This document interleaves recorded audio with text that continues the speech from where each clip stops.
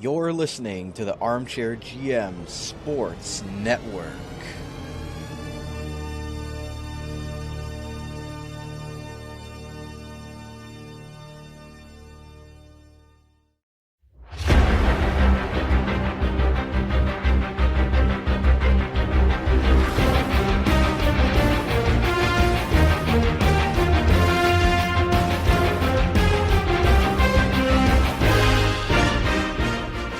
You're listening to Straight to the Extra Point, your nugget source for all news, draft coverage, free agency, weekly game analysis, game day betting picks, and fantasy football updates regarding the National Football League. Here's your hosts, Brandon Caputo and Miklos McMaster. Hello, ladies and gentlemen. Welcome to another installment of our Straight to the Extra Point Division Previews right here on the Armchair GM Sports Network, your August 18th, 2020 edition, your source of North American sports coverage by sports fans, for sports fans, delivered to you right here from the good old Niagara region. Follow the podcast on Twitter at Armchair GM Pod. Like us on Facebook and Instagram by searching the Armchair GM Sports Network. Listen to us live, on demand, on Spreaker.com. and the Spreaker app, which are both free, by the way, by searching the Armchair GMs. Lastly, Spotify, YouTube, Apple Podcasts, Google Podcasts, iHeartRadio, CastBox, and Deezer on all those different platforms for you. Please give us a like and a subscription on all those platforms if you're listening to them right now. As well, check out our website, armchairgmsports.com. All podcasts, all articles, sponsors, contributor news, everything's on there for you guys at armchairgmsports.com. As always, I'm one of your hosts of Straight to the Extra Point, Cappy. You can follow me on Twitter at Caputs13 with a Canadian Z. And I'm always very pleased to be joined once again by my co-host for everything NFL on the Armchair GM Sports Network. He is Miklos McMaster. You can follow him on Twitter at Miklos_McMaster, former OUA athlete for the Waterloo Warriors. Miklos, we're back here for our second episode of our division previews. Last week we talked about the AFC and NFC East. Now we're going to talk about the North Divisions today. Are you fired up? Always fired up to talk football, Coach. Absolutely. And one thing I must point out is that obviously after we were done recording last week, of course, the Dallas Cowboys went out and signed Everson Griffin, the good defensive lineman from the Minnesota Vikings. So do you want to do you want to quickly discuss what you think Everson Griffin is going to bring to the Dallas Cowboys defensive line? I think the Cowboys made a lot of moves adding guys to their defensive line, some veteran players, and it's just a matter of those guys gelling together. But, I mean, if Everson Griffin even produces 80% of what he produced for Minnesota, and they got a dangerous front seven there in Dallas. Yeah, absolutely. So, guys, NFC East and AFC East are both live on the channel right now. Please go and check out that episode. And again, this is a 4-week process where we are going to preview every division within the NFL leading up to the start of the regular season. So we talked about the East last week. We're going to talk about the North today. And with that being said, Miklos, let's actually jump right into it. Let's start with the AFC North. And we've got the Baltimore Ravens, who had a fantastic season last year. Obviously, they won the AFC North last year, and the coming out party for Lamar Jackson with a 14-2 record. We're the top seed in the AFC, and looking at the Baltimore Ravens, it looks like they're once again going to be the team to beat in this division. Yeah, I mean, I'm going to keep coming back to this every single week, but organizations are really what make great NFL teams, and Baltimore's got a great organization. I mean, just what they did in the draft by adding J.K. Dobbins to help out Mark Ingram in the running game and just make their running game that much stronger, the running back out of Ohio State.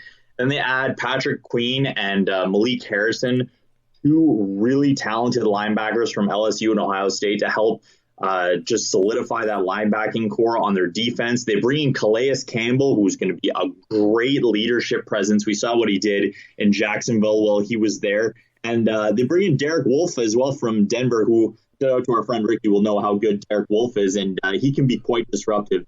I really think Baltimore didn't lose much on the offseason and just got better and deeper. I don't think they're going to be quite as good last year as a 14-2 record. I mean, it's really hard to repeat those types of things in the NFL. And it was really Lamar Jackson's first full season. So with a full season of film and the way NFL defenses rebound, I think they'll have a little bit of a regression, but this is their division, I think, again. And they're going to go deep into the playoffs this year. Yeah, again, like you said, it's tough to repeat a season like that, and with a full season of tape, like you mentioned, that is key for opposing defenses to try and game plan for Lamar Jackson, as it was difficult last year with his first full season. But again, it's going to be hard for Lamar to repeat that as MVP, but we'll have to see. I still think it's going to be a very fun offense to watch under Greg Roman. I think he's a perfect fit as an offensive coordinator for what this offense does with Lamar Jackson. I think it's what they wanted to do with the Buffalo Bills back when he was the OC over there. But Tyrod Taylor, I don't know if he can compare to what Lamar Jackson can bring as far as game-breaking ability, so that's probably why it didn't work over there. But I want to also point out big addition on their receiving core is bringing in Devin Duvernay from the Texas Longhorns. This guy is a perfect slot receiver for the Baltimore Ravens. He's going to be a great safety net for Lamar Jackson in the middle of the field there. Obviously, you have Hollywood Brown on the outside and Willie Snead as well at wide receiver. So I really think Devin Duvernay is going to shine in the slot if he's given that opportunity. I really think he was the safety net for the Longhorns. Caught a lot of catches last year over his couple years there with Texas. So I could see Devin Duvernay kind of having a sleeper type year with Lamar Jackson. Yeah, I mean, and that's really what we're going to have to see at Lamar Jackson this year. Growth as a passer. I mean, teams are going to try and shut him down as a runner, and he did a great job last year throwing the ball. Was deadly on those deep passes, and if he continues to grow, he's just going to get that much better. Mm-hmm.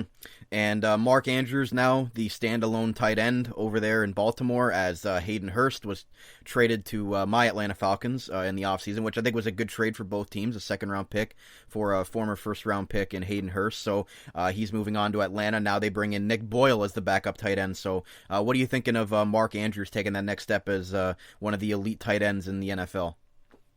I think he was a great safety blanket for Lamar Jackson last year. He used his tight ends quite a bit, but really shared the ball around, was doing really well with who he was giving the ball to and when he was passing. And I think Mark Andrews is going to continue to be that safety net for Lamar Jackson. Maybe won't put up crazy yards, but will be dangerous in the red zone and give them another weapon whenever they get down close. Mm-hmm. And lastly, we got to mention him because, we still love the guy, and it's unfortunate what's happened throughout his career as a starting quarterback. But do you think RG3, Robert Griffin III, is a good mentor for Lamar Jackson as they kind of play the same style? Do you like RG3 there as the mentored backup for Lamar? Do you think that he has a lot to offer as well? I think given his rocky start, Robert Griffin III has found a good second life to his career. I think he's in a perfect situation. He plays a similar game to Lamar Jackson. He has a lot of similar athletic tools, including the really good arm strength on the deep ball. And he doesn't have the pressure of being a savior to a franchise. I think he is going to be a good mentor to Lamar Jackson. And as we saw last year, when he's asked to step in, they really don't miss a beat much on the offensive side of the ball. So I think he's in a great spot right now to continue this renaissance of his career. It's a situation where you bring up just good organizations and good, well-run teams just know how to put people in good situations. And I think RG3 in Baltimore's system and the way that the way that they operate is it takes a lot of pressure off of him to go out and have to play a certain way. They really cater it to the type of guys that Lamar and RG3 are. And you even look at the Kansas City Chiefs when Matt Moore had to go in for Patrick Mahomes the one game last year, and even he lit it up with a lot of points. So it really doesn't even matter if you have the greatest skills. If you're put in the right situation and the right system to shine, you can see with teams like Baltimore and Kansas City that even the backup quarterbacks can go in and be successful. Yeah, absolutely. And I really think that, he is getting a little older. He is 30, but given his injury history, I think he's in a great spot to get back onto the career track that he was hoping for. And maybe not quite the same situation as Teddy Bridgewater, but in a similar situation, showing that he's a reliable backup here and then getting healthy again, he might get an opportunity to start on another team in the next couple of years. Yeah, I mean, I don't know if starting quarterback would be in his future, but I still think if he ends up being a solid backup quarterback, you know what? I'm happy for RG3 being able to come back from all those injuries early in his career. And the last thing I'll say about Baltimore is, wow, that loaded defense just got even more loaded, like you mentioned, with Patrick Queen and Malik Harrison. And wow, just it's like you mentioned in our draft show, it just seems like somehow these players drop to these really good teams, and you know, it's just the way it's what happens when your organization is run well from top to bottom. So Baltimore to me is going to be, you know, a tough team to beat, not only in this division but in the AFC once again. Hopefully they don't have a hiccup like they did last year, going up against a very hot Tennessee Titans team in the playoffs. Yeah, I think that was a huge learning experience for them, to be perfectly honest. A lot of young guys and didn't have much playoff experience under their belt, and I think that is going to be huge for them this year whenever they do get back to the playoffs. Yeah, absolutely. So moving on from the Baltimore Ravens here, we're going to move on to the Cincinnati Bengals, and I got to give a first shout out, hooday, to our buddy Chico Nation of The Score. His basketball division joins us on the Ball and the Six basketball podcast. Big Cincinnati Bengals fan, probably the only one that I know, and probably the only person that admits to being a Cincinnati Bengals fan. Up until this year, though, because things are on the up for the Cincinnati Bengals, Miklos. Obviously, first overall pick coming in, Joe Burrow. They get T. Higgins, the star receiver from the Clemson Tigers. It looks like the new era of Bengals football might actually be something to be proud of. Yeah, I think it's a really exciting time to be in Cincinnati. And I will say another underrated thing, I think with Joe Burrow coming in and T. Higgins, both those were huge contributors to A.J. Green returning, because he was very much in doubt about returning to be a Bengal this year. And so I think that's also huge for both Joe Burrow and T. Higgins, for T. Higgins to learn and to give Joe Burrow a top flight wide receiver to throw to. So I think the offensive side of the ball is going to be looking really positive and really exciting for Cincinnati. There's definitely going to be some ups and downs, as there always is with rookie quarterbacks, and they are hurting around the roster in terms of depth and having game changers everywhere. And I think the biggest change is going to be on the defensive side of the ball. They've kind of remade their secondary, getting rid of Darquez Dennard and Drake Kirkpatrick, and then bringing in Trey Waynes and Mackenzie Alexander from the Vikings. So it'll be interesting to see how the secondary adjusts to these new guys. And also with the departure of Tyler Eifert, who I know has been struggling with injuries and hasn't been much of a contributor the last couple of years, but to have a veteran presence like that and a guy who did perform at a high level leaving the team, it's going to be interesting to see how they move on from that. Yeah, you bring up Tyler Eifert. I was reading about that this morning, that he had moved on to Jacksonville, and it was the first time last year that he had played a full season in his 7-year career with the Bengals. So for somebody that was so highly touted, he has had a lot of injury issues throughout the years. But it seems like they, I believe it was in last year's draft, they in the second round, they took Drew Sample, which everybody was pretty confused about with that pick. But it seems like they're pretty high on him to be their starting tight end. So we'll have to see if Drew Sample is going to be the safety net for Joe Burrow there in the middle of the field. But like you said, there's going to be growing pains with this offense, obviously with a rookie quarterback, but you look at their skill positions, A.J. Green, T. Higgins, Tyler Boyd, that's a pretty formidable receiving core right there with however Drew Sample works out. And you have Joe Mixon returning with Gio Bernard as the backup, who stepped in quite nicely for Joe Mixon last year. So on the offensive side of the ball, Miklos, I think there's going to be ups and downs for sure, but I think Cincinnati's definitely going to be a force to be reckoned with their offense. I just think the defensive side of the ball, like you mentioned, with a lot of new faces over there, it's going to be interesting to see how quickly they're going to be able to get it together, because it seems like the defensive side of the ball is going to be the Achilles heel of this team, at least from without seeing them play on the field and just looking at their depth charts. Yeah, and I also think there's going to be some concerns. I don't think their offensive line is the strongest, which might be a little bit concerning for Joe Burrow, but they do have a lot of offensive weapons out there that's going to put pressure on a defense. So if they can get the ball out quick, and Joe Burrow showed that he can be very accurate in his time in LSU, that hopefully should open things up a bit, take some stress off of that offensive line. And lastly, what do you think of Zach Taylor as the head coach? Obviously, there was a lot of scrutiny for the Bengals hiring such a young head coach who had never even had an offensive coordinator experience in the league. So, what are you looking at from Zach Taylor as the head coach? Do you feel like him and Joe Burrow are going to be a good fit there with what they want to do with that offense? Well, I think that remains to be seen. I liked a lot of what Zach Taylor did last year with Cincinnati. Despite their record and how their season went, I think he did a pretty good job in the situation that he was in. And so it'll be interesting to see how him and Joe mesh and want to take this team forward.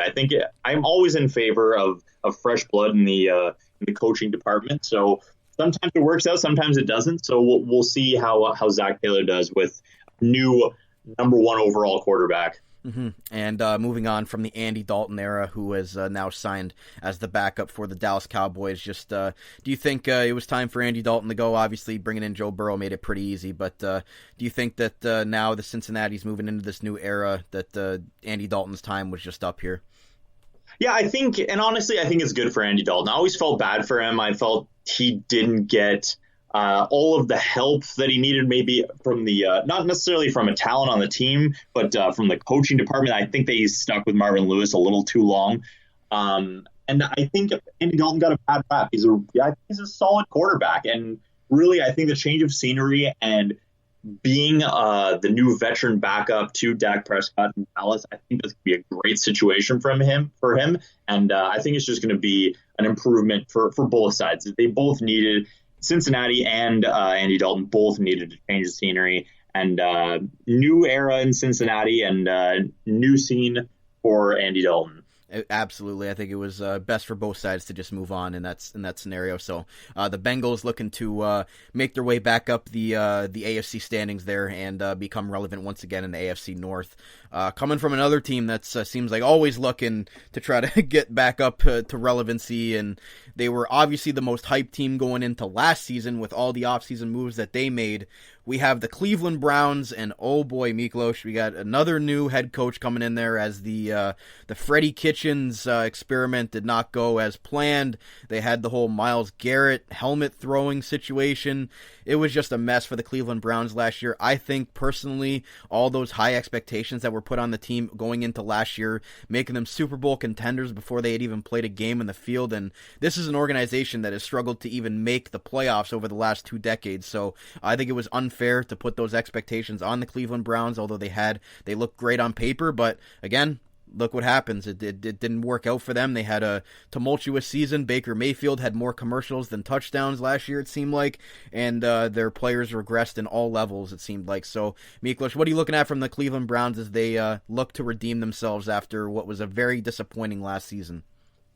Yeah, I think this team suffers in the leadership department. I mean, I think that's why it's really important for I don't know much about Stefanski, but I really hope that he can, for Cleveland's sake anyway, he can bring solid leadership presence to the team, which I felt like Freddie Kitchens was too much of a player's guy, and so didn't really have that command of leadership for this team. They have a lot of young and talented guys, and I think we saw what happened when a lot of young and talented guys kind of just go on their own way. I think if you have more veteran presence or more leadership out of the coaching staff, you can rein that in a little bit there. That's why I think Case Keenum is a huge underrated pickup in free agency. This guy's been around a long time, the veteran quarterback in the league, knows how things are going to be done. I think he might be the best thing that happened to Baker Mayfield in the last couple of years to help him work his way around the ups and downs of the NFL and help him stabilize this offense. And we see when Baker Mayfield is on, he brings that leadership presence. And I think having Case Keenum settle him down will help him fully take over in command of the offense here. I think Jack Conklin is a great move as well to strengthen that offensive line, and also a guy who will help bring us some more leadership presence to that offense that's full of talented but a little bit volatile guys. And we can see that the last couple of years, I mean, in the free agency and the draft, the front office has been making some really, really solid moves. And they did again this year, bringing in Jedrick Wills to improve the offensive line, and then Grant Delpit, who I thought next to Xavier McKinney was the best safety in the draft, helped strengthen that secondary. So it's much like Dallas has got to figure it out and put it together with all that talent. The Browns need to figure it out and put it together with this talent. Absolutely. So the first few things you brought up there, Baker Mayfield having Case Keenum as a mentorship. I don't think Baker Mayfield has ever really had a mentor quarterback behind him. I mean, he was battling for the starting job with Tyrod Taylor his first year. Last year just seemed like a disaster. I don't even know who their backup quarterback was last year, to be completely honest with you.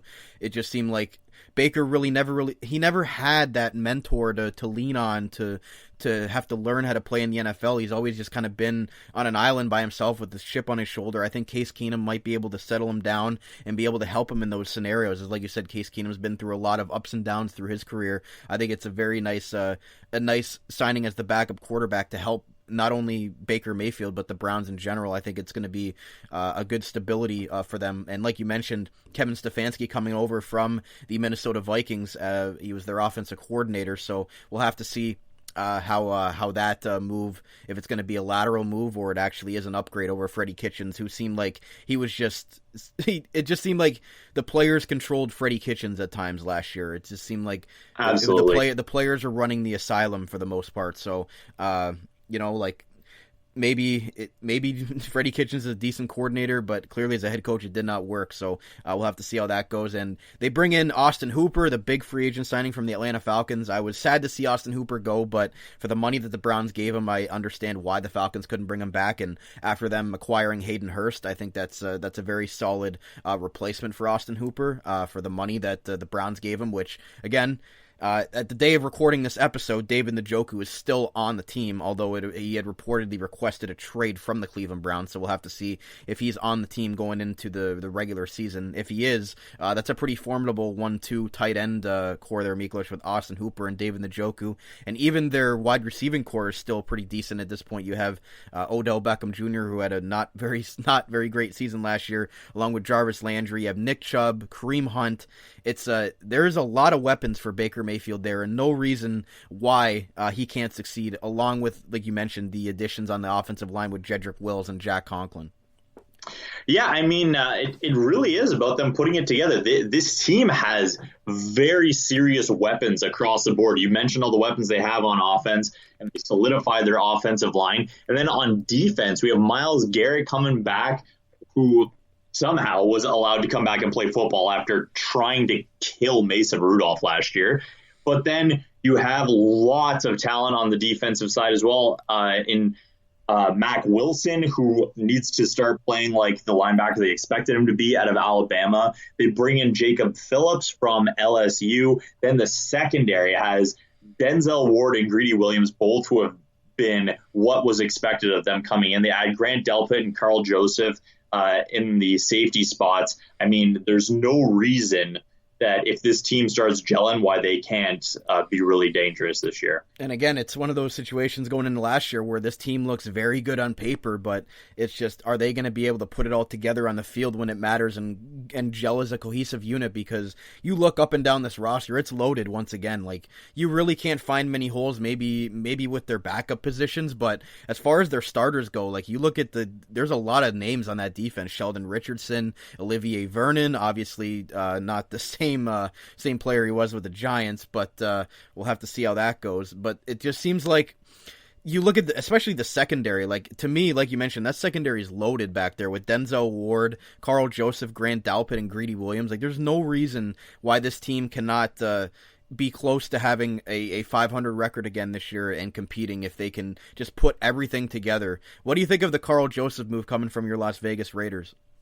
I think it's ended up being good for both teams. I hate to see Carl Joseph go. I loved Carl Joseph, but the way the Raiders had been making moves, he just kind of was the odd man out. There was too many guys doing similar things in the secondary, and he was the one that was owed the most money. So that's how he ended up leaving Oakland. I think he's going to be great for Cleveland. He is a little bit older than the guys there, so he'll bring the veteran presence to these young superstars, and also going to bring that physical force to that defense. As Grant Delpit's a little bit more of a finesse safety, so he'll be the overtop guy to Carl Joseph's hammer. So I mean, there is very little reason why this shouldn't work out well for the Browns. Mm-hmm. So, again, Browns have a very good roster, but hopefully Kevin Stefanski can get the troops rallied as Freddie Kitchens did not do last year, and there's no reason this team can't go in the positive direction next year and be close to competing for the AFC North. And lastly, Miklos, the Pittsburgh Steelers and those terrible towels floating around. We'll have to see. This team's had a lot of issues over the last few years, obviously losing Le'Veon Bell, losing Antonio Brown, losing Ben Roethlisberger to injury last year, losing a lot of their key players to injury last year, and somehow Mike Tomlin had this team, or got this team to an 8-8 record, which was, I think, incredible, despite having all the injuries that they had and all the turmoil that was going on. It just goes to show how good of a coach Mike Tomlin really is. What are you looking at from the Pittsburgh Steelers this year? Ben Roethlisberger back at quarterback. They bring in Eric Ebron from the Indianapolis Colts as a tight end, which I think is very interesting to pair with Vance McDonald. Obviously, Juju Smith-Schuster. It's still to be seen if he's going to be that elite number one now that Antonio Brown is not there anymore. They have James Washington, who kind of had a disappointing season last year, Deontay Johnson, and they drafted Chase Claypool with their second-round pick. So what are you looking at from the Pittsburgh Steelers and old man Big Ben at quarterback? I'm glad you mentioned the coaching job out of Mike Tomlin, because I think over the last couple of years, we've seen just how good of a coach Mike Tomlin is. From the situation with Le'Veon Bell, the way Antonio Brown blew up his career. I mean, you never heard any of this stuff before they left Pittsburgh. And they were there for a long time, and I doubt their personalities changed all of a sudden leaving Pittsburgh. And then last year with Ben Roethlisberger going down, and then they're rolling out Mason Rudolph and Duck Hodges. I mean, they were not the team that you expected them to be. And the fact that they still finished 8-8, rolling different quarterbacks like that, just shows how good of a coaching job and how good of a coaching staff they have under Mike Tomlin. I think it's going to be a big bounce back year for Pittsburgh with Ben Roethlisberger back. If he stays healthy, I think Chase Claypool was a great pickup for them in the draft. And if he turns out well, hopefully he can take some of the pressure away from Juju Smith-Schuster and the attention to let him be what he wants to be. I think Eric Ebron is also a great pickup. I mean, Vance McDonald's their main guy. Eric Ebron's very talented, but also has some injuries and maybe limited in when it comes to blocking, which Vance McDonald does well at. So I think they're going to complement each other really well. And then I think that we saw last year, and it's definitely going to continue this year, the Minkah Fitzpatrick pickup was incredible for them. I mean, I don't think he's going to be at the same level that he was last year, which was that's an unsustainable level of what he was doing. But I think their defense has a lot of young talent on it, especially with Devin Bush and Minkah Fitzpatrick. I think they're going to keep growing, and this is going to be a dangerous team this year. And Baltimore better look out. I really like this young Pittsburgh Steelers decor here. It reminds me of the Steelers, great defenses in the 80s and 70s. It looks like they're trying to, kind of replicate that by bringing in everybody really young to the system here. You bring in T.J. Watt, you have Bud Dupree, you've got Devin Bush, Minkah Fitzpatrick, Terrell Edmonds. I really love this young defense for the Pittsburgh Steelers. I think they're really fun to watch, and it's unfortunate that we can't have. Oh my goodness, I'm drawing a blank here on. Unfortunately, the linebacker that got hurt, I'm just drawing a blank. Ryan Shazier. Ryan Shazier. How do I forget about Ryan Shazier? I love that guy. I use him in Madden all the time. But Ryan Shazier, it's unfortunate that he cannot play. Well, he's going to try to play football again. We'll see if he can. It's a miracle that the man's even walking. But I can only imagine how good that defense would be if Ryan Shazier was a part of that linebacking core. That would be fun to watch. But regardless of that, Pittsburgh's got a very nice young D-core there. I love what they've done on the defensive side of the ball. I think that Minkah Fitzpatrick trade for the first-round pick actually worked out for them. Again, they gave up the first-round pick to Miami, but you get a guy like that who was, not drafted that long ago. He's still a very young player. It's basically drafting that guy in that spot. So I think Minkah Fitzpatrick, like you mentioned, is a very nice addition. And what are you thinking of James Conner this year? Obviously, he had some injury struggles last year, and then Jalen Samuels behind him didn't do too great coming in as the backup. What are you looking at? Do you think James Conner is going to have a big season for this team to compete off on the offensive side of the ball? I don't think he has to have a big season. I actually think it's going to be good for him. If Ben Roethlisberger can stay healthy, I think that's going to take a lot of pressure off James Conner. I think he had to do a lot last year with Big Ben going down and them needing more out of their running game with their going to the second and third quarterback. So I think James Conner is going to have a bounce back year this year with hopefully a healthy Ben Roethlisberger all year, and hopefully they get more out of their throwing game. So I think a reduced role will definitely benefit James Conner. Okay, so with that being said, Miklos, we've talked about the AFC North here. Time to look into your predictions. What do you got for the division this year? How do you think it's going to break down 1-4? Okay, so I think Baltimore's going to take the AFC North this year again, although I think Pittsburgh's going to give them a real run for their money, especially those divisional games in the AFC North are so competitive. But I do think the edge is going to go to Baltimore. I think Cleveland's going to come up third. And I mean, based on how Pittsburgh, I feel, is going to bounce back this year, Cleveland might not even get that wild card spot. And then Cincinnati is going to be really exciting, but still going to be a last place finish in the division. And again, I was hoping that we wouldn't have the same picks, Miklos, but gray minds think alike, I guess, in this scenario. And I'm going Ravens, Steelers, Browns, Bengals like you. I just think that where all these teams are in their development, the Ravens are, the Super Bowl contenders. The Steelers are, looking for a bounce back year to get themselves back in that contention. The Browns are looking to not be a complete dumpster fire like they were last year, with a very talented roster that should be competing with the Steelers for that second spot in the division, if all things go well and considered. And the Bengals, again, they just finished last place in the entire NFL. So even if they win 3 or 4 more games than they did last year, it's still probably not going to be enough to get them out of the basement. But again, that's what happens when you're a rebuilding team with a rookie quarterback, a second-year head coach. It's going to be obviously progression for the Bengals, but it's still going to be a few years before they can climb their way out of the basement of the AFC North as they continue their positive development here. Yeah, exactly. And like you said, with Cleveland, really, if they put it together, they could even compete to win this division, but I don't trust them. Exactly. We both trusted them last year, and we both fell on our face with that, with buying into all the hype with the Bengals the Browns last year. So we're gonna be cautiously optimistic with them this year and put them at third. And if they end up doing better, great. So we'll have to see how that plays out. But with that being said, guys, we take our first commercial break on the show today, and we'll be back to talk about the NFC North as the second part of our show today. So we'll be right back here on Straight to the Extra Point, right here on the Armchair GM Sports Network. Carmine's Pizzeria Italiano, serving traditional-style Italian pizzas made with the freshest, top-quality ingredients. Loaded subs and their famous chicken wings. Winners of the Reader's Choice Diamond Award, 4 years running from Niagara this week for Best Pizza and Wings in Niagara Falls. Home of the best tray and wing combo in town for the price and quality. Open daily from 3 p.m. to 9 p.m., located on the corner of Drummond Road and Dunn Street.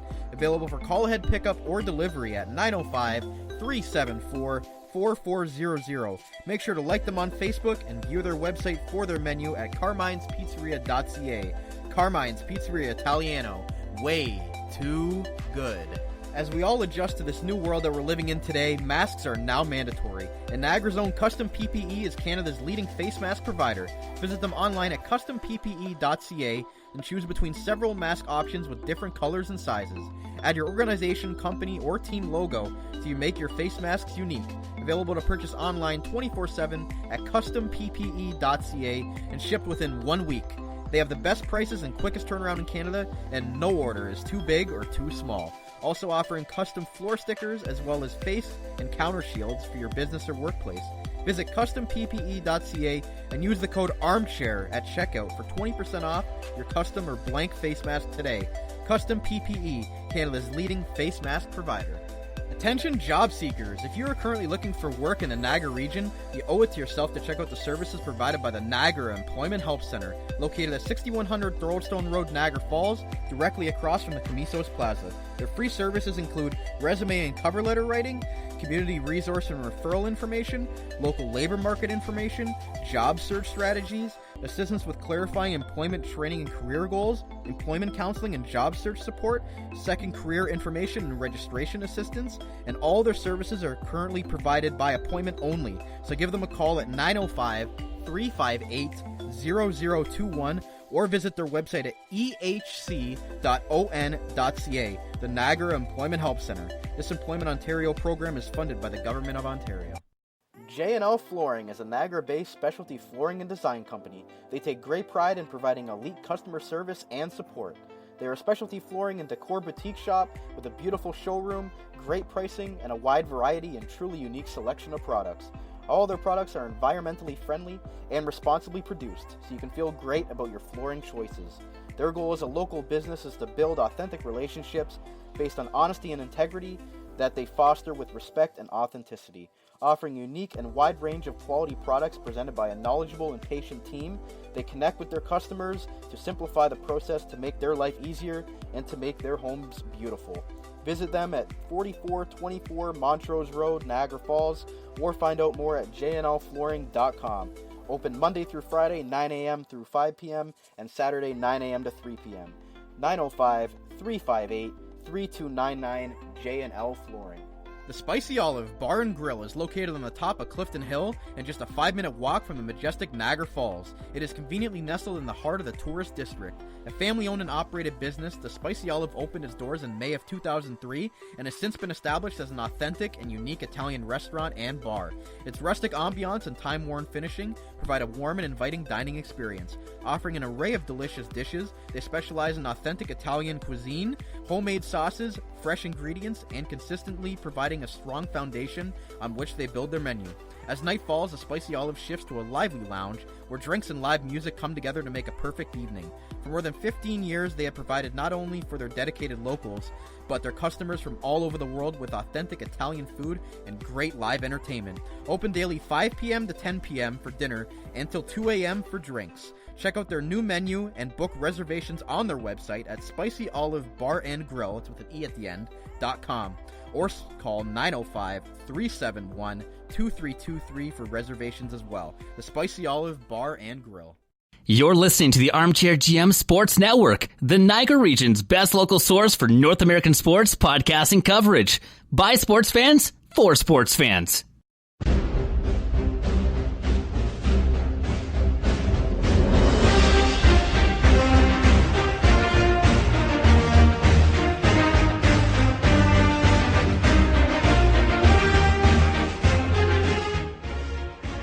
All right, ladies and gentlemen, welcome back to the second segment of today's Straight to the Extra Point. Cappy Miklos back with you here. And in the first segment, we went over the AFC North. So in this segment, we're going to go over the NFC North as our North Division preview today. Miklos, let's take a look at the NFC North. And starting off with the Chicago Bears, who 2 seasons ago had a fantastic season, winning 12 games. And if it wasn't for a double doink, they might have found themselves in the Super Bowl if they had found themselves a decent kicker 2 years ago. Last year, they took a very big step back and did not have a great year at all for the Chicago Bears. And like you said, it's hard to repeat a season that was that good 2 years ago for them, and it just seemed like Mitch Trubisky definitely took a step back with the Chicago Bears, and they bring in Nick Foles from the Jacksonville Jaguars, which I actually really like, as I was high on Nick Foles last year going into Jacksonville, and I fell flat on my face with that one, and that didn't work out for me, and the Jags were terrible, and he got injured, and that did not look good for me in my pick of the Jags in the AFC last year. But regardless of that, they bring in Allen Robinson as well from the Jacksonville Jaguars, bringing Cordero Patterson as a wide receiver. I don't know if he's going to play wide receiver or more of a kick returner role with them. It's going to be interesting to see with that. They didn't have a first round pick with their first pick essentially in the draft this year. They took Cole Kmet, the tight end from Notre Dame, so that was kind of interesting that they took a tight end with their first pick. And Tariq Cohen and David Montgomery are the running back core for the Chicago Bears, with Matt Nagy and Bill Lazor as the offensive coordinator, Chuck Pagano as the defensive coordinator. What are you looking at from the Chicago Bears, Miklos? Obviously, your love affair for Khalil Mack from his days from Oakland/Las Vegas Raiders. Just what are your overall thoughts on the Chicago Bears? Are you as optimistic on them maybe more than last year? No, I'm not. I mean, I knew they were going to take a step back last year, and I think the step back was even more so than I was expecting. I think it showed that Mitch Trubisky relied on a lot of scheme and things that Matt Nagy drew up to help him out and have him such a good year. And then once people started keying on those things, he really struggled. I'm not as high on Nick Foles as you are. I don't know how good of a move that is for them. I don't think they got much better in the offseason. I mean, Matt Nagy likes his tight ends. That's why they brought in Jimmy Graham as well, and they drafted Cole Kmet. Hopefully Cole Kmet can make an impact. Otherwise, I feel like it's a bit steep taking him in the second round, which I know they didn't have a first-round pick, and they felt that tight end was really a need. He was the best tight end, in the draft, but I don't know how much of an impact he's going to have right away. They do have a pretty solid receiving core, Allen Robinson and Anthony Miller, and Cordell Patterson is a weapon that Nagy can use in a lot of different ways, playing a running back, putting him at a wide receiver, and definitely kick returning. I think last year we really saw how important Akeem Hicks was to this team, because once he went down with the injury, teams basically triple and quadruple teamed Khalil Mack and dared the Bears to beat them with anybody else, and they just couldn't. So I think they finally moved on for Leonard Floyd, their second-round pick out of Georgia from a couple of years ago, who really never turned into the pass rusher they were expecting. They brought in Robert Quinn to try and bring some help in the pass rushing department, but I don't know how much gas he's got left in the tank. They also had Prince Amukamara leave and HaHa Clinton Dix, which they replaced with Artie Burns and Deion Bush, which I don't know how much of an improvement that is. I think Artie Burns is a downgrade from Amukamara for sure. So I think they're slowly getting worse, really, is how I feel about this team. They having really talented guys and replacing them with older, not necessarily better players, or even guys who weren't talented that good in Leonard Floyd, even still replacing him with older guys that I don't know how much impact they'll have. I think it's going to be a struggle for them this year. I have a lot of question marks about this team, and I don't think we have enough time in today's episode to even talk about how I feel about the Chicago Bears and what they need to do to if I was a Bears fan, I'd be shaking my head at some of these moves. Like, I really don't understand bringing in Robert Quinn. Like, I don't know if they thought this was Robert Quinn of 2015 when he was, a dynamic pass rusher for the then St. Louis Rams, but they signed him to a massive contract. I don't really know what they're expecting out of this guy. Like you said, how much gas is left in that tank, and even if he is able to play, is he even going to be at a level where that contract's even worth it? So it just seems like the Bears had to overpay to bring in a guy who had a great career as a pass rusher and is basically near the end of it, and they had to overpay to bring in a guy like that to even come to their team. So there's a lot of question marks. Again, there's some talent on the defensive side of the ball. Obviously, Khalil Mack, Danny Trevathan, that's a nice, there's some nice running backs, nice linebackers there. And there's a lot of question marks on that secondary. It's just, I don't know about the Bears. They're a head scratcher to me. Their offensive line does not intrigue me very much at all. I mean, their big free agent signing on the line was Bobby Massey from Arizona. Like, oh my God. Like, I don't understand this team. I really don't. Jimmy Graham, I don't know what he's got left in the tank. I thought he was going to be great with Green Bay. Was not at all. He hasn't been the same since he was with New Orleans, which seems like so long ago. The Bears, to me, I don't like the makeup of this team, and I think it's going to be another disappointing year for the Bears unless the savior Nick Foles can come in and do what he did with the Eagles, which I don't see happening. So for me, the Bears seem like they're going to be again, having a disappointing year, and maybe it'll be a good for them, because maybe they can then move on from Mitch Trubisky and draft one of the high quarterbacks next year, because it doesn't seem like Magic Mitch is the guy to get it done in long term. Yeah, I think because they gave so much up to get Mitch Trubisky, I think they've been forced to stick with a guy that Matt Nagy probably doesn't want and has reached his ceiling in the NFL. And I think if this year ends up being a tank for Trevor year, that this horrible season will give them a springboard to move on from that. Yeah, just taking a tight end with your first pick with how many holes this team had just didn't make any sense to me. We gave the Bears, I think they had our worst, them and the Packers, who were both in this division, I think we both gave them the worst draft grade for this most recent draft, so we'll have to see how that goes. But again, the Bears just seem like, the Mahomes and Deshaun Watson missed picks have really haunted them, especially with what Mitch Trubisky has and has not given them over the last few years. So the Bears seems like it's going to be tough for them to get back to relevancy here in the NFC North. Moving on here to the Detroit Lions, Miklos. What are you liking from the Detroit Lions other than Matt Patricia bringing in every single New England Patriot that he can underneath the sun? I actually am excited for Detroit. I think they were doing all right to start the year, and then Matt Stafford went down and their whole team just fell apart. So I think they made two good moves. I think Matt Stafford coming back healthy. I think bringing in Chase Daniel was very important. He's a reliable backup, and I think that's good as an insurance policy should Matt Stafford go down again, because he is getting older. And then I really like their draft. I mean, they brought in Jeffrey Okudah, and then they brought in Desmond Trufant from your Atlanta Falcons. I think both those moves will bring a salve to make up for losing Darius Slay in free agency, and I think both moves will really help their secondary. And then, as you mentioned, all kinds of Patriots coming in. We have Jamie Collins coming in. We have Duron Harmon coming in as well to the defense. Both, I think, which are going to be upgrades. I don't know how good Duron Harmon is going to be in a starting role, which was something he never really did with the Patriots. Kind of came in and out in key situations. So we'll see what Matt Patricia does there.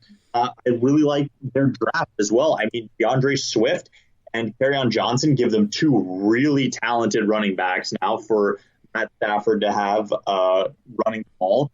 They already have the talented wide receiving core that we know about. Kenny Golladay has been really an underrated wide receiver in the NFL, has been very talented. Marvin Jones has been a good complement to him.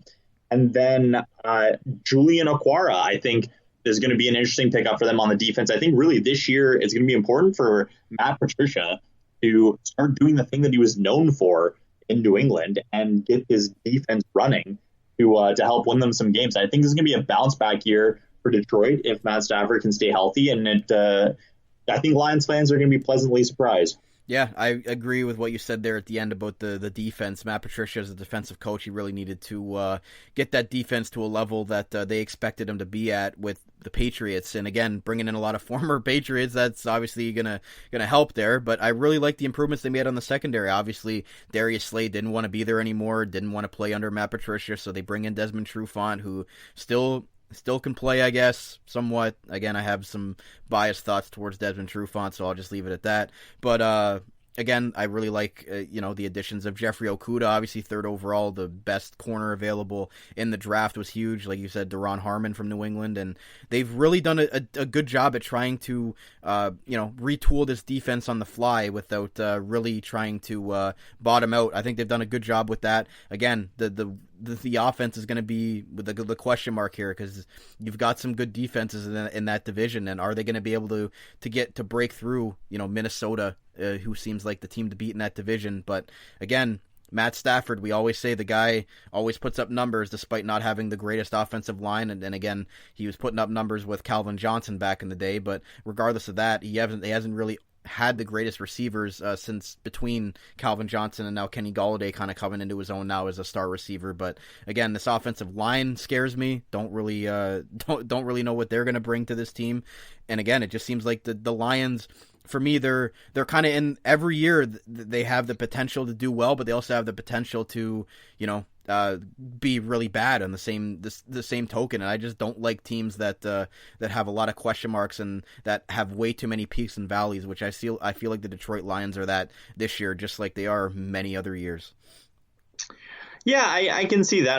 I think having Matt Stafford healthy all year is going to be a big thing for them. I think DeAndre Swift is also going to be an important pickup for them. They did pick up Halapula Vitae from the Eagles as their swing tackle, so they did bolster the offensive line a little bit. But I really think if their defense can start playing how Matt Patricia had the Patriots defense playing, then they're going to be in great shape.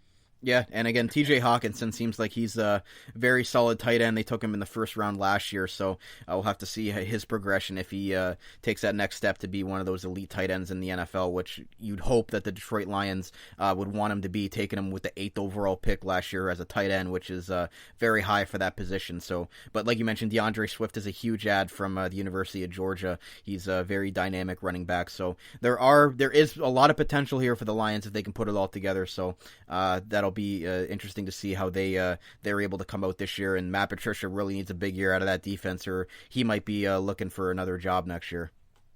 Yeah, absolutely.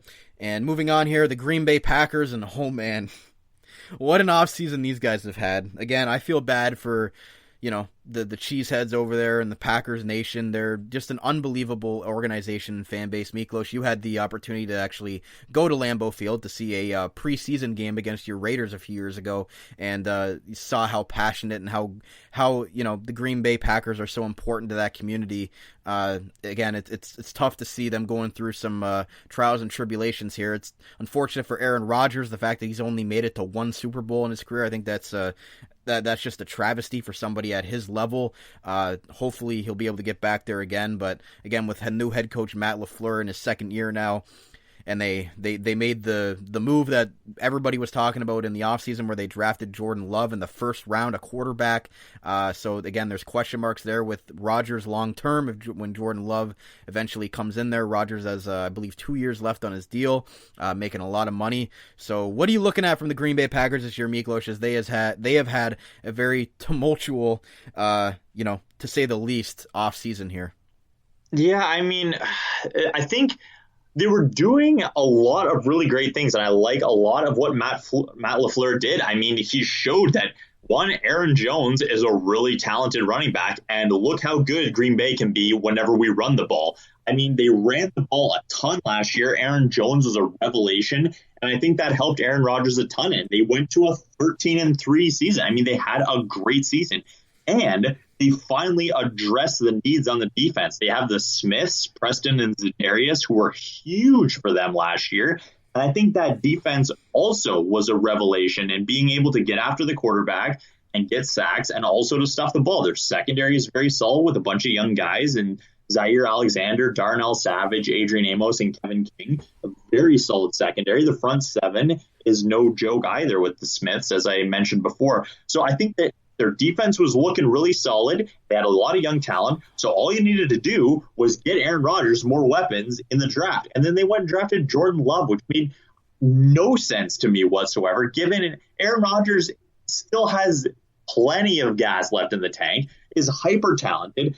The draft class was the deepest class of wide receivers we've seen in I don't know how long. And it just doesn't make sense to you when they wouldn't get more weapons for Aaron Rodgers. I don't think that I like the second round pick. Honestly, I think A.J. Dillon, I think that was a solid pick. Forgive Aaron Jones and Jamal Williams. You add another weapon into the running game. They really want to emphasize their running game. They picked up Ricky Wagner at a free agency to replace the departed Brian Bulaga, which I thought was all right. But then throwing the ball, they still have just Devontae Adams. And outside of that, I mean, you have a bunch of names that we're now familiar with because Aaron Rodgers has no one else to throw to, so he's hitting these guys. But then you have Mercedes Lewis as your only tight end who, yeah, I mean, he's okay, but he's also 100 years old, and I don't know how many years he has left. So it's a lot of head scratchers on the offense. But, I mean, you still have Aaron Rodgers. I like what Matt LaFleur is doing, and the defense has improved. So, yeah, this team's going to be dangerous, as they are almost every year that you have Aaron Rodgers, but they could be so much better.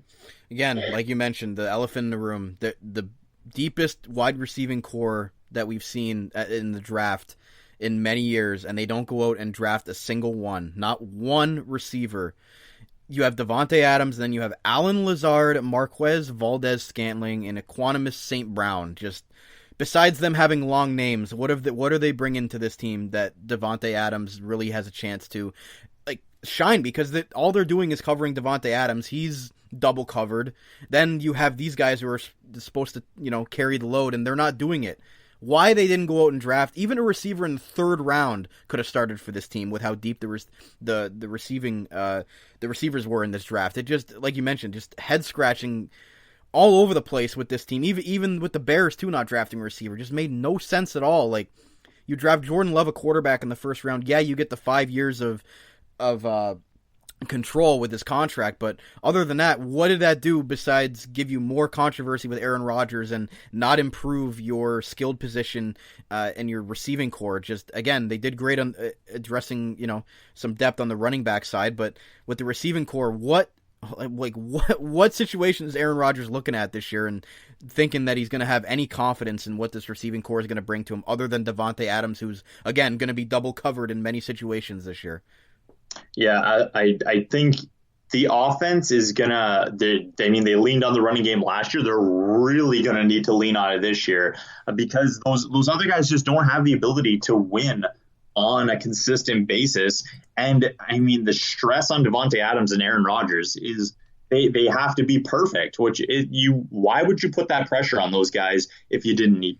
Yeah, so again, another head scratcher here for the Green Bay Packers. Don't know how where they're going to lie in this division this upcoming season. And lastly, the Minnesota Vikings, which seems like the easiest route for them this year to win the NFC North with what's going on with the other three teams, as some of them are trying to prove themselves and some of the teams are still trying to figure out what the heck they're doing. So the Minnesota Vikings seem like the favorites going into this year once again for the NFC North. Miklos, what are you looking at from the Vikings? They lost Stephon Diggs with the trade from the Bills, but they drafted Justin Jefferson to replace him with that first-round pick.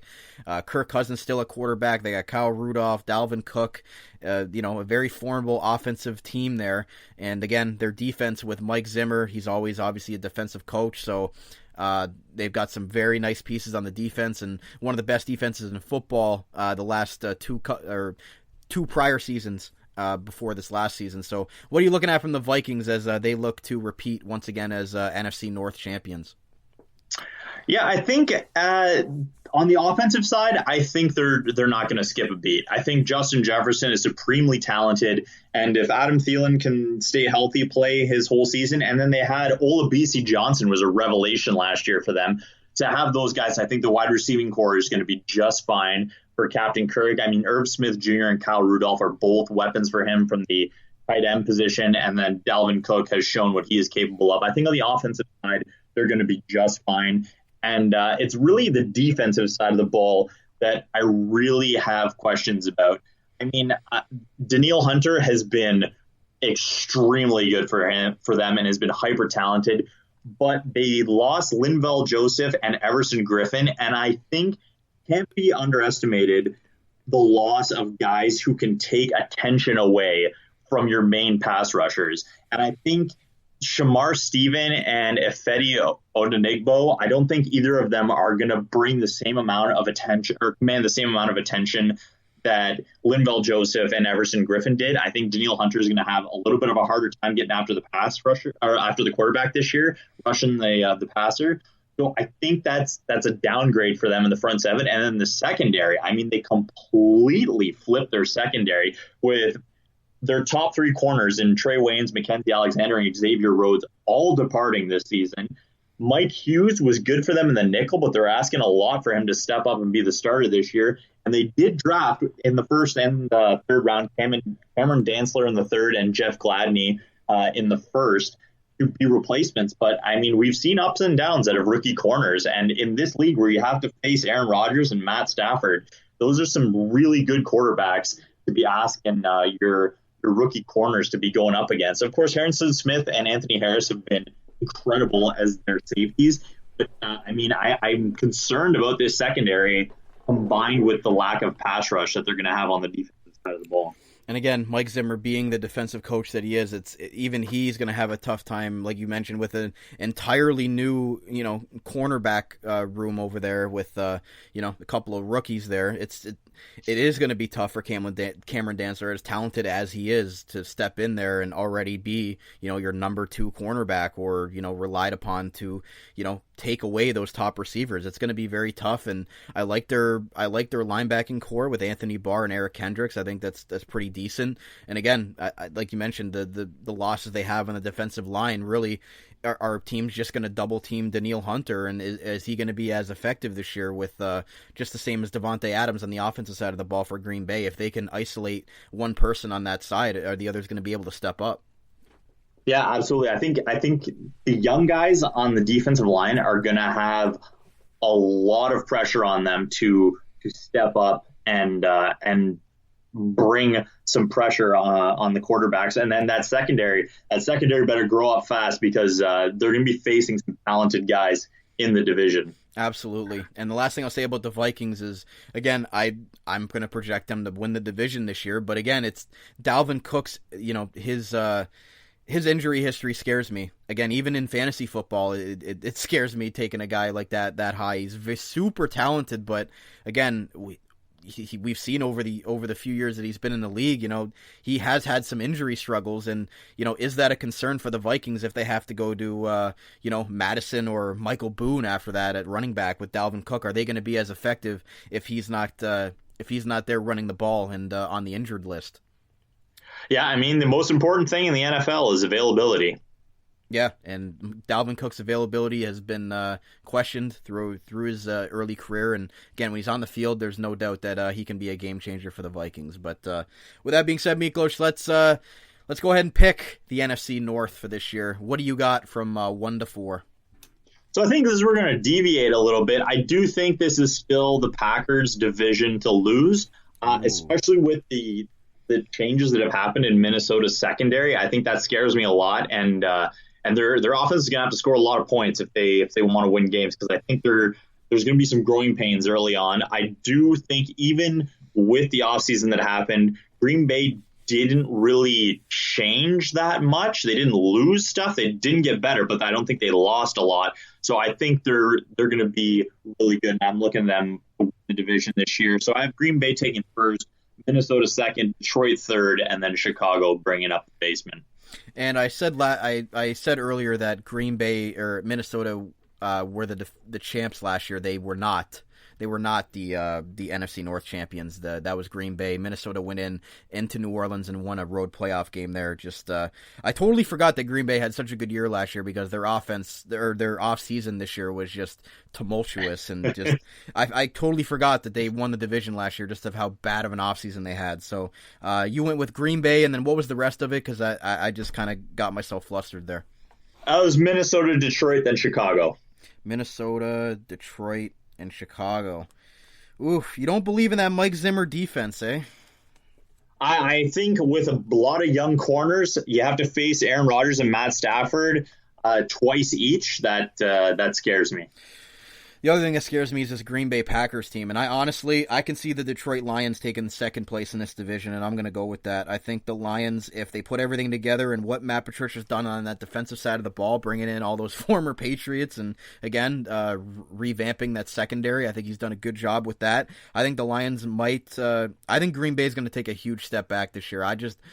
I don't know what's going on with that offense. I don't know what's going on with the Jordan Love pick. I just see it being a very unfortunate year for Aaron Rodgers, and I love Aaron Rodgers. He's one of my favorite players to watch, just the way that he's able to make plays out of nothing. He's such a great quarterback to watch, and again, it's a travesty that he's only been to one Super Bowl. I don't know if he's going to get there again with this Green Bay Packers team. So, again, I'm going with Vikings 1, Lions 2, Packers 3, and unfortunately, the Bears will be last in this division, which is a far cry from their 12-4 season, which seems like so distant a few years ago.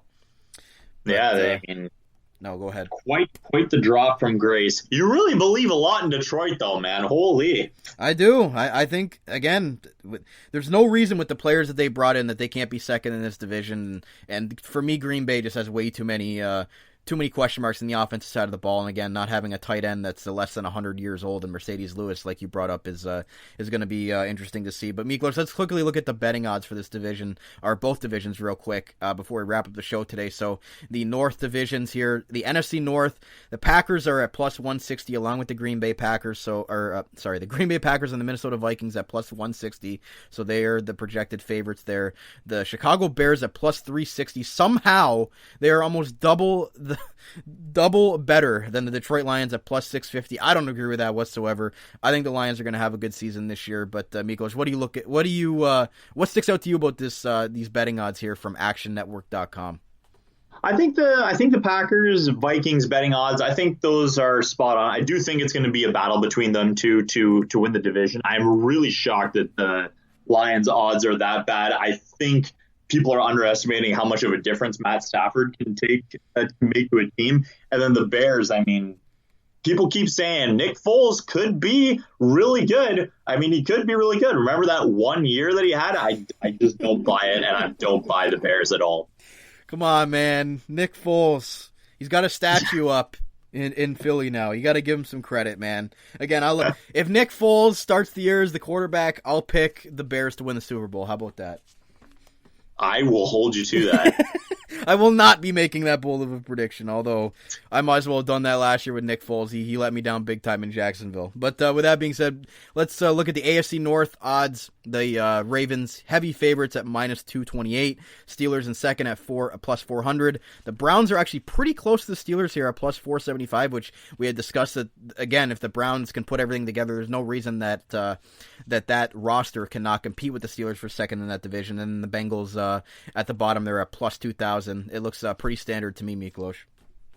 Yeah, I think that looks pretty good. I do think everyone expects the Browns to pull it together. You know, I don't think it's going to be that close between the Browns and the Steelers. I think just the Steelers are a way better run. If Ben Roethlisberger stays healthy, they can put it together.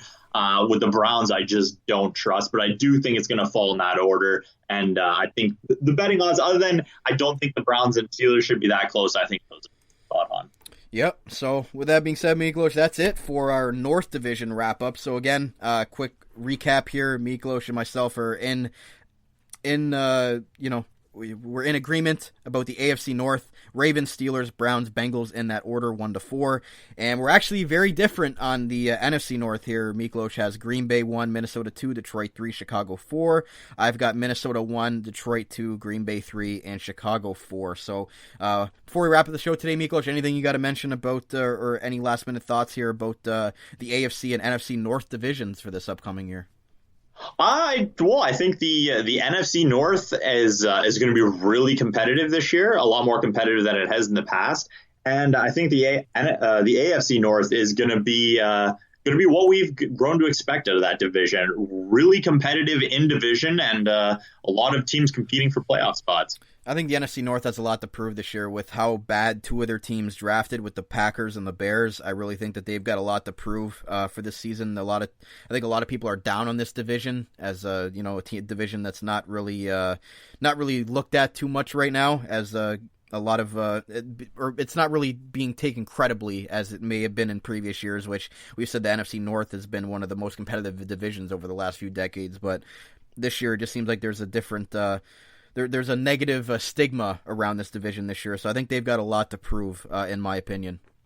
Yeah, I absolutely agree, especially with Chicago's taking a huge drop off.